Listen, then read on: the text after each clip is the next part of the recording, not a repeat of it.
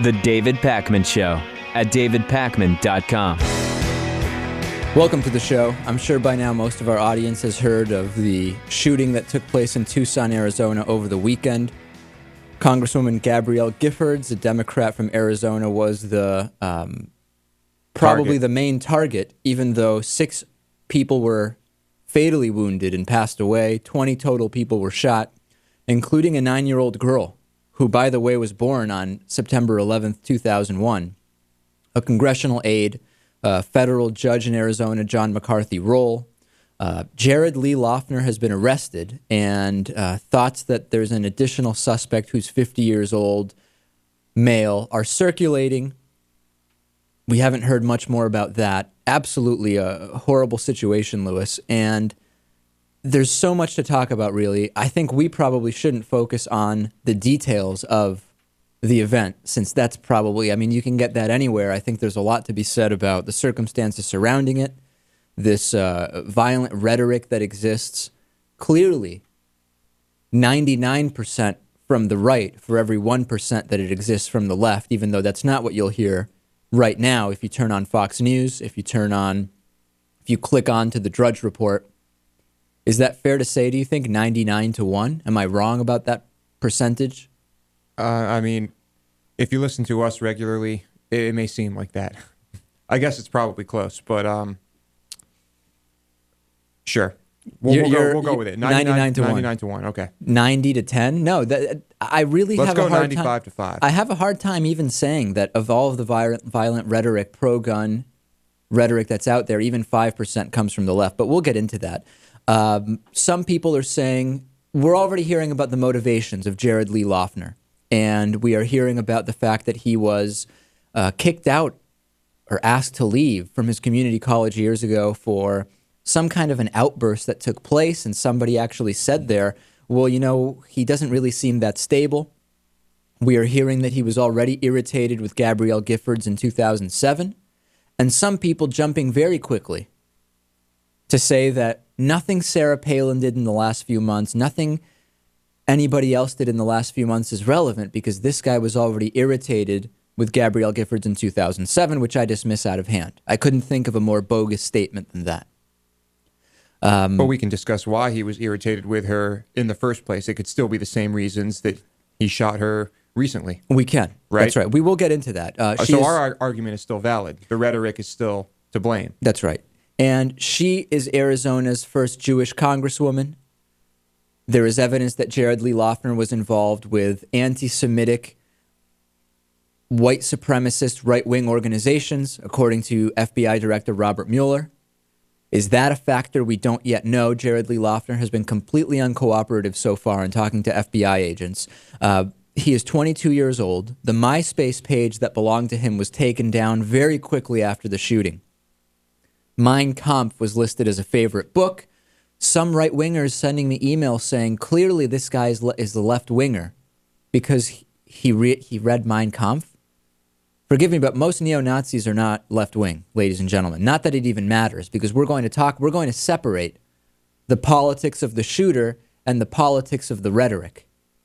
And you will find that it doesn't even really matter. But reports that this guy is left-wing based on a girl who had a class with him 4 years ago saying he was a left-wing pothead at the time, pathetic, bogus reports. It's irresponsible for those media outlets that are repeating those. Completely worthless. It does not add anything here. He had 3 videos up on his YouTube channel.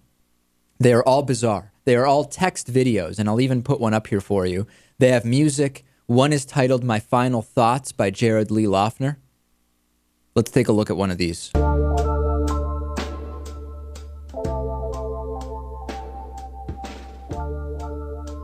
And so what we've got here, I'll describe it for the radio audience as we keep the video up.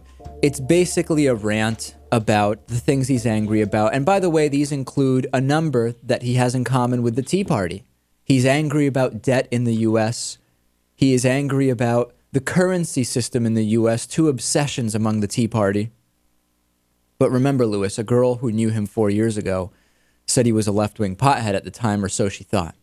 So let's spread that on the homepage of Drudge Report, on the homepage of FoxNews.com, on TV. It's incredible. Now, The American Renaissance is the group that he is allegedly involved with. It's an anti-Semitic group.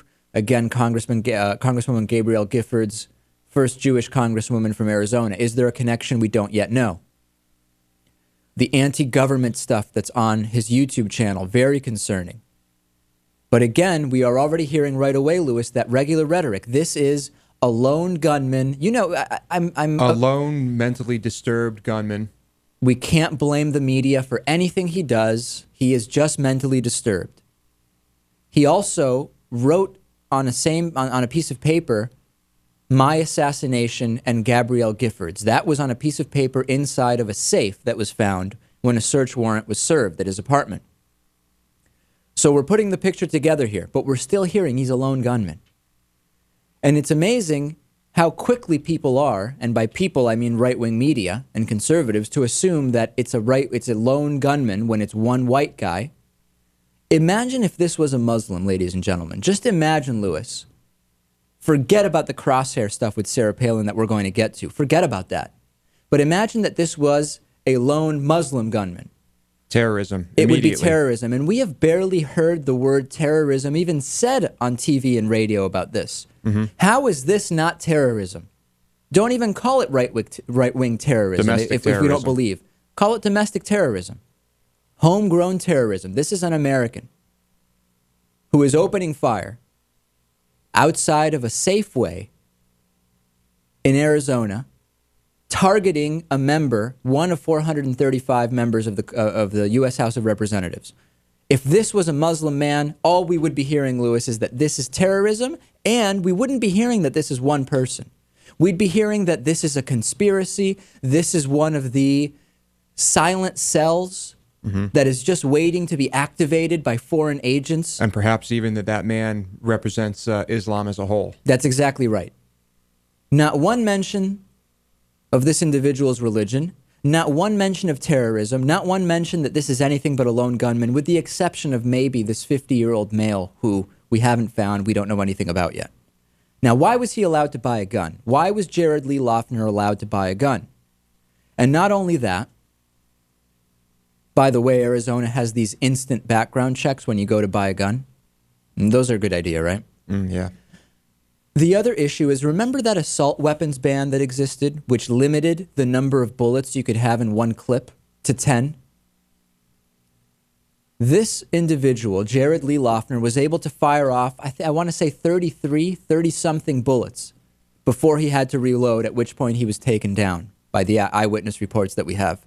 If the assault weapons ban, which many conservatives in Arizona and all over the country said, nobody's going to die because of this assault weapons ban being allowed to expire. Guns don't kill people. People kill people. Well, you know what? Jared Lee Loughner would have had to reload after 10 shots instead of 33. And then what would have happened? How would this situation be different if that was the case? Explain that to me. So for those who are saying there is no negative effects of the assault weapons ban expiring, this is one example. And by the way, if we had the proper wording for this incident in the media, homegrown domestic terrorism, we would be saying the assault weapons ban expiring actually aggravated a heinous incident of homegrown terrorism. Right. And we can still talk about whether or not he should be able to buy that gun in the first place. Yeah, I mean, that's a story for another day, really. He, by the way, he's also a registered Republican by the reports that I saw, but he's a left-wing terrorist because remember, a girl called him a left-wing pothead 4 years ago.